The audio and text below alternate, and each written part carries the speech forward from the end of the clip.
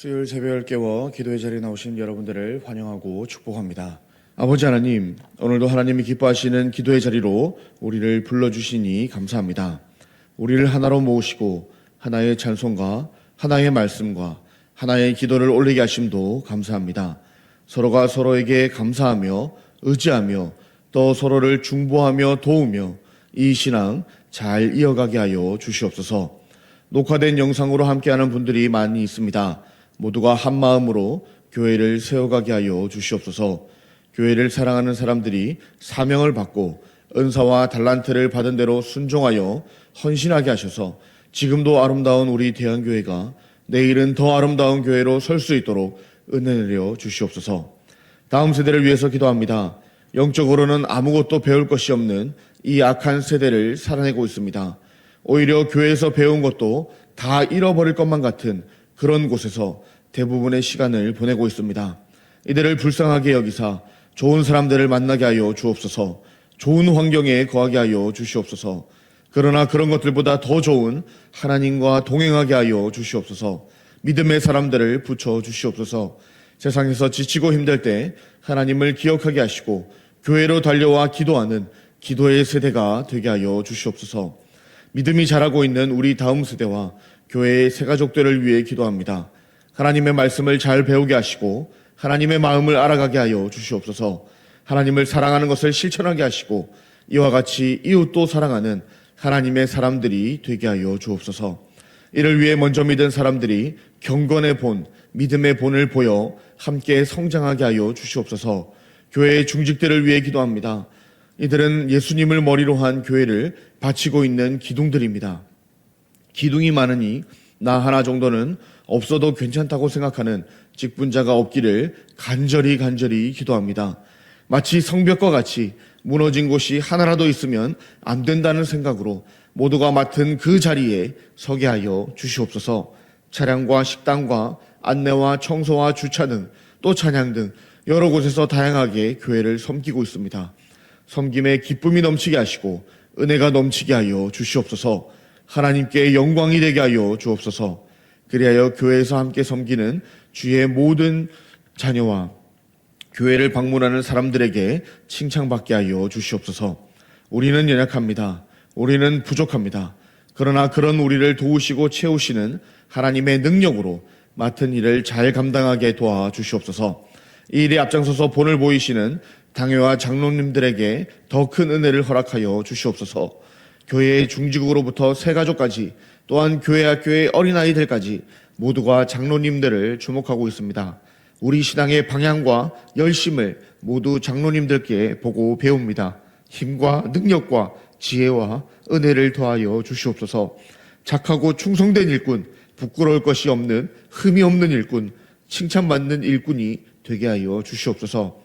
하나님의 선한 계획 가운데 하나님께서 세우신 하나님의 사람 담임 목사님을 위해 기도합니다. 하나님께서 이 대한교회를 사랑하셔서 교회에 가장 알맞고 가장 필요한 담임 목사님을 보내주셨습니다. 교회를 위하여 기도할 때 하늘문을 여시고 하나님의 크고 놀라운 사랑을 말씀하여 주시옵소서. 주일에 담임 목사님을 통하여 하나님의 뜻을 듣게 하시고 깨닫게 하시고 순종하게 하여 주시옵소서. 영육의 강건함을 더하시고 그 위에 또 더 큰 강건함을 더하여 주시옵소서. 담임 목사님으로부터 이제 막 태어난 모든 대항의 가족들이 맡은 사명 잘 감당할 수 있도록 건강을 허락하여 주시옵소서. 안강성 집사님을 기억하여 주시고 건강의 회복이 시급한 모든 이들을 위해 교회가 기도하고 있습니다. 건강의 회복이 믿지 않는 세상 사람들에게는 기적이겠지만 우리에게는 신앙의 일상이 되게 하여 주시옵소서. 하나님께 기도 제목이 되며 하나님께서 주시는 기도 응답이 되게 하셔서 이것들이 당연한 것이 되게 하여 주시옵소서. 올해 제자 훈련이 문화가 되는 교회를 되기를 위해 기도하고 있습니다. 올해가 지나며 대한교회 안에 주의 제자들이 많아질 뿐만 아니라 그 깊이도 더 깊어져서 하나님이 기뻐하시는 교회, 사람들이 오고 싶은 교회, 세상으로부터 칭찬받는 교회가 되게 하여 주옵소서. 이제 하나님의 말씀을 통하여 하나님을 만나길 원합니다. 부족한 종은 십자가 뒤로 감추어 주시고 하나님의 영광만 밝히 드러나게 하여 주시옵소서. 태초부터 계셨던 우리 구주 예수 그리스도의 이름으로 기도합니다. 아멘. 오늘부터 요한복음 1장 1장으로 요한복음으로 은혜를 나누려고 합니다. 요한복음 1장 1절에서 5절까지 말씀입니다. 제가 가진 성경 신약 142면에 있습니다. 요한복음 1장 1절에서 5절 교독하도록 하겠습니다. 태초에 말씀이 계시니라. 이 말씀이 하나님과 함께 계셨으니 이 말씀은 곧 하나님이시라. 그가 태초에 하나님과 함께 계셨고 만물이 그로 말미암아 지은 바 되었으니 지은 것이 하나도 그가 없이는 된 것이 없느니라. 그 안에 생명이 있었으니 이 생명은 사람들의 빛이라. 함께 보시겠습니다. 빛이 어둠에 비치되 어둠이 깨닫지 못하더라. 아멘. 오늘 제목은 어둠에 비치는 예수님입니다. 어둠에 비치는 예수님이라는 제목으로 말씀을 나누겠습니다. 요한복음은 제가 교회를 다니며 가장 먼저 읽었던 성경입니다. 제일 먼저 처음부터 끝까지 읽었던 성경이기도 합니다. 그 이유는 성경 읽기를 시작하고 싶은 마음이 들었을 때 가장 먼저 추천을 받았던 성경책이기 때문입니다. 실제로 요한복음은 아주 쉽고 간결하게 쓰인 책입니다. 누가 읽어도 이해하기가 쉽다는 겁니다. 가장 기본이자 기초라서 교회를 전혀 모르던 사람도 금방 이해할 수가 있는 그런 아주 쉬운 책이라는 겁니다. 한때 엄청난 인기가 있었던 정철의 요한복음 영어로 듣고 말하기라는 프로그램이 그 좋은 예입니다. 마치 농구나 축구에서 패스가 가장 기본이지만 또 사실은 패스가 가장 중요한 것과 같습니다. 또 요리에서 소금이 가장 기본이지만 또 이 소금의 양과 타이밍이 정말 중요한 것처럼 말이죠. 이렇게 누가 어떻게 사용하느냐에 따라서 그 깊이가 달라지는 것처럼 요한복음도 그렇습니다.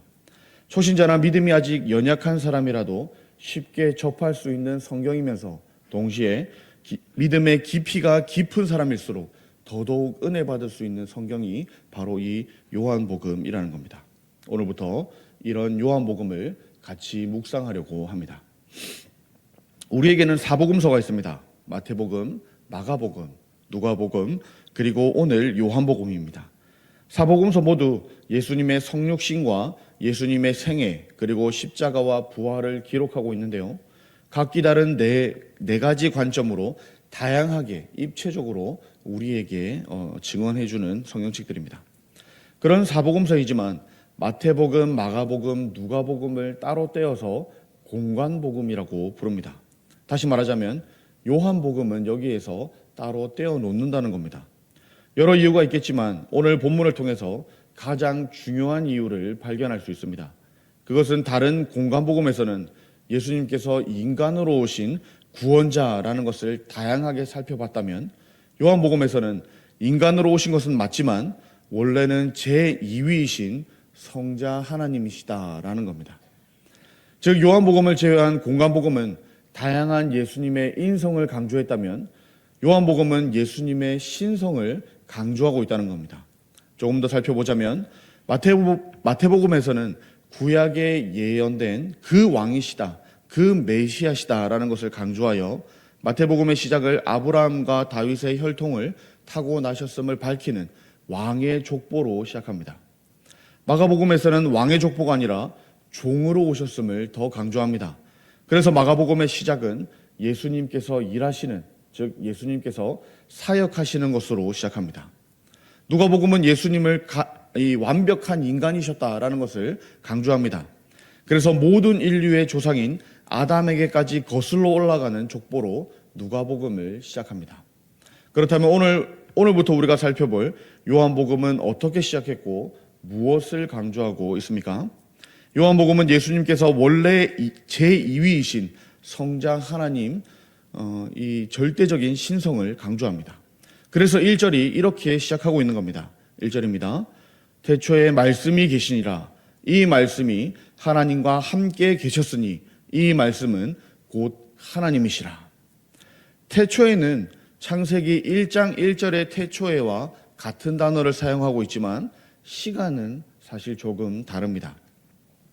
우리는 시간의 흐름 속에 살기에 이 두 차이를 완벽하게 이해하는 것은 어렵습니다. 그러나 조금 더 간단히 설명하자면 창세기의 태초에는 창조가 시작되는 점을 말하지만 요한복음의 태초에는 창조가 시작되기 그 전의 시간을 말하고 있는 겁니다. 이것을 혼동하면 예수님도 이 창조 때에 창조된 피조물이구나라고 오해할 수 있습니다. 실제로 그런 이단이 있습니다. 예수님이 제일 먼저 창조된 피조물로 이해하는 이단입니다. 그런 자들을 위해서 바로 다음에 뭐라고 합니까?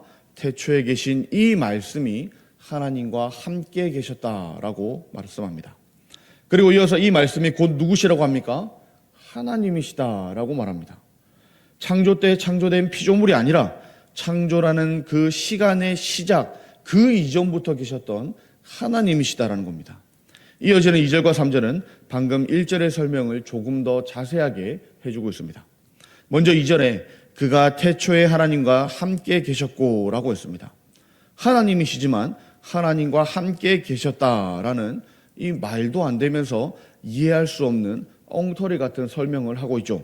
그러나 삼위일체를 믿음으로 고백하는 우리는 이것을 아주 간단하게 이해할 수가 있습니다.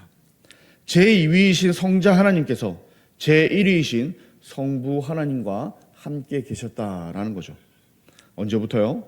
태초, 즉 창조가 시작되기 그 이전부터라는 겁니다. 이것을 3절에서 보충 설명합니다. 만물이 그로 말미암아 지은 바 되었으니 지은 것이 하나도 그가 없이는 된 것이 없느니라. 성자 하나님은 성부 하나님의 창조 사역에 함께 하셨지만 그 둘은 전혀 다른 위격, 서로 구분된다는 말씀입니다. 4절은 그 성자 하나님 안에 생명이 있다고 합니다. 그리고 그 생명은 사람들의 빛이다라고 했습니다. 생명은 요한복음의 주요 주제 중에 하나입니다. 이후 예수님의 가르침 속에 자주 등장하는 용어입니다.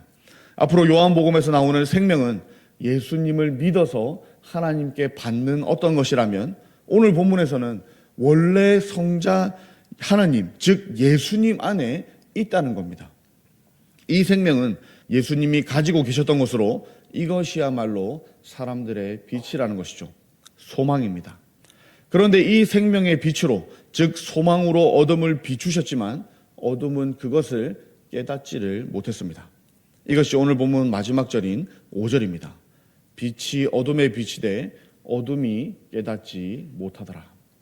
오늘 제목이 어둠에 비치는 예수님이었습니다. 소망 없는 곳에 소망을 비추러 오신 예수님입니다. 그런데 5절은 이 어둠이 깨닫지 못했다라고 합니다. 조금 어색하지 않으십니까? 새벽 기도를 위해서 일어나면 여러분은 제일 먼저 무엇을 하십니까? 저는 제일 먼저 불을 켭니다. 그런데 방에 불을 켜면 안 되니까 핸드폰으로 불을 켜서 무릎 아래만 밝히며 조심조심 나옵니다. 방금 방에 불을 켜면 안 된다고 했는데요. 왜 그렇습니까? 불을 켜면 모든 어두움이 다 사라집니다. 어둠이 깨닫지 못할 수가 없죠. 빛이 비추면 어두움은 다 압니다. 다 사라집니다. 그러면 애들이 깨죠. 생각만 해도 어지럽습니다. 그런데 오늘 읽은 본문은 이 5절은 그렇지가 못하다는 겁니다. 빛이 비치고 있는데도 어둠이 깨닫지를 못하더라는 겁니다. 그렇다면 우리가 아는 이 핸드폰 빛 같은 그런 빛이 아니라는 것이죠. 방을 밝히는 빛과 이 다른 어떤 것이라는 이야기입니다. 그럼 그게 무엇이겠습니까? 4절에 나온 생명입니다. 참 생명이시며 참 영생이신 예수님을 몰라봤다는 겁니다. 생명 없는 곳에 생명을 주시려고 오신 참 생명이신 예수님을 몰라봤다는 겁니다. 그렇다면 우리는 이게 무슨 말인지 너무나 잘 압니다.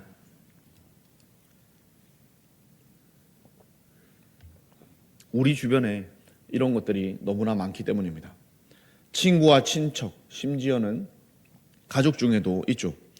빛을 비추면 어둠이 물러가야 하는데 생명을 전하면 영생을 얻어야 되는데 깨닫지를 못합니다. 먼저는 이 빛을 알아보게 하심을 우리가 스스로 감사했으면 좋겠습니다. 나도 이 빛을 모를 수 있었는데 나는 알아보았습니다. 그리고 나의 사랑하는 그들도 알게 하소서 기도했으면 좋겠습니다. 알아야 정상적이고 자연스러운 건데 아직 눈을 뜨고 있지만 보지 못하는 그들이 그 빛을 보게 하소서 기도했으면 좋겠습니다. 우리가 그렇게 기도할 수 있는 근거가 바로 지금 이 본문 안에 있는 것 알고 계십니까? 혹시 찾으셨습니까? 요한복음 이렇게 참 쉬우면서 어쩌면 어렵다고 표현을 해야 될까요? 정말 깊이가 있는 표현들이 있습니다. 방금 깨닫지 못하더라 하는 이 표현이 그 중에 하나입니다. 중의적인 표현을 아시죠? 두 가지 혹은 두 가지 이상의 의미가 있는 단어를 말합니다. 이 단어는 깨닫지 못한다라는 의미도 있지만 이기지 못한다라는 의미도 가지고 있는 단어입니다. 그래서 세번역 성경에는 5절 끝을 어둠이 그 빛을 이기지 못하였다라고 번역합니다. 그렇게 이해한다면 어떤 의미가 되겠습니까? 어둠이, 절망이, 죽음이, 생명이 이기지를 못하다라는 겁니다. 부활하신 예수님, 그 예수님 안에 있는 생명을 이길 수가 없다는 겁니다. 그렇다면 우리의 기도에 힘이 실릴 수밖에 없죠. 왜 그렇습니까? 결국 예수님께서 승리하실 것이기 때문입니다. 예수님께서 십자가에서 완전히 죽으셨지만 결국 죽음에서 승리하여 3일 만에 부활하셨듯이 말입니다. 오늘 말씀을 정리하겠습니다. 부활하신 예수님은 죽음의 생명의 빛으로 비치는 분이십니다. 이기는 분이십니다. 생명이신 예수님은 어둠에 비치는 분이십니다. 이기시는 분이라는 겁니다. 어둠에 빛이 비칠 때 깨닫지 못할 수는 있어도 절대로 이길 수는 없습니다. 그러니 생명의 빛을 비추시는 예수님을 힘입어서 오늘도 빛이 필요한 곳으로 나아가는 저와 여러분들이 되기를 축복합니다. 아버지 하나님, 이 세상을 창조하여 주심을 감사드립니다. 우리를 창조하여 주심도 감사드립니다. 거기에 창조 전부터 함께 계셨던 성자 예수님을 우리에게 보내주심도 감사드립니다. 예수님 안에 있는 생명을 빛으로 비추어 주심도 감사드립니다. 그 빛을 깨달아서 예수님 안에 생명을 가지게 하심도 감사드립니다. 이제는 우리도 받은 그 생명을, 그 빛을 아직도 어둠에 있는 그 어둠들에게 비치게 하여 주시옵소서. 그래서 어둠이 깨달아서 그 빛을, 그 생명을 이기지 못하여 결국 그들도 생명을 얻게 하여 주시옵소서. 오늘도 말씀에 힘입어서 기도하길 원합니다. 우리의 상황이 어둠 같아 보여도 어둠은 결국 이기지 못함을 알고 승리를 바라보며 기도하게 하여 주시옵소서. 오늘 새벽 시간 하나님을 만나고 하나님과 동행하길 원합니다. 우리와 함께하여 주옵소서. 우리 구주 예수 그리스도의 이름으로 기도합니다. 아멘.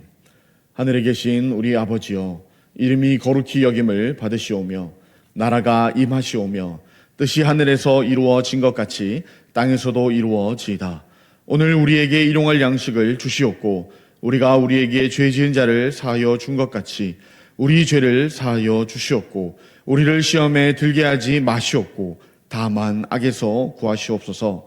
나라와 권세와 영광이 아버지께 영원히 있사옵나이다. 아멘. 오늘은 몽골 땅과 몽골에서 사역하시는 황필남 선교사님을 위해 기도하는 날입니다.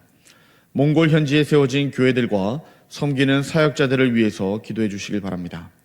미국에서 몽골인들을 섬기는 사역이 아름답게 잘 이루어지기를 위해서 기도해 주시기를 바랍니다. 몽골인들이 세계 각국의 선교사와 목회자와 기독교 인재로 쓰임받기를 위해서 기도해 주시기를 바랍니다. 몽골 땅과 몽골에서 사역하시는 황필남 선교사님을 위한 기도와 함께 우리나라를 위하여 우리 대한교회와 기도가 필요한 우리 대한교회 지체들을 위해서 기도하시고 또 각자가 가지고 나온 기도 제목들로 기도하도록 하겠습니다. 우리에게 승리를 주시는 하나님 앞에 기도하겠습니다.